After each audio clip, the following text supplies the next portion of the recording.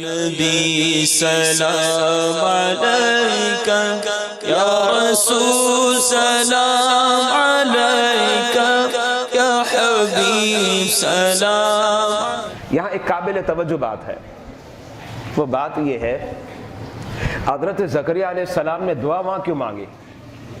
مریم کے حجرے میں مقامات تو بہت تھے نا، اور اس میں بھی کوئی شک نہیں کہ حضرت زکریا علیہ السلام حضرت مریم سے افضل ہے۔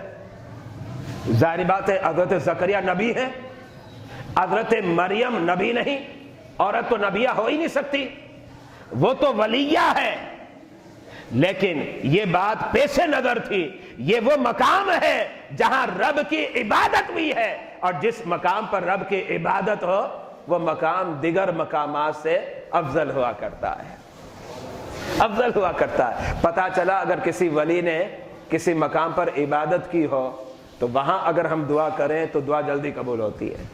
یہی وجہ ہے کہ وہ مقامات جہاں چلہ کشی کرتے ہیں اولیاء کرام، اور ہم کہتے ہیں یہ چلہ گاہ ہے، یہ غوث اعظم کا چلہ گاہ ہے، یہ فلاں کا چلہ گاہ ہے، لیکن یہ بات ذہن میں رکھیے گا یہ کنفرم ہو کہ چلہ گاہ ہے، بناوٹی نہ ہو، اس لیے کہ بناوٹیوں کی بھی بڑی آج کل کوئی کمی نہیں ہے۔ حقیقت یہ ہو کہ حقیقی طور پر یہ غوث اعظم کا چلہ گاہ ہے، خواجہ غریب نواز کا چلہ گاہ ہے، بابا فرید گنج شکر کا چلہ گاہ ہے، تو پھر اس مقام پر دعا کریں، انشاءاللہ اللہ جلد دعا قبول فرمائے گا۔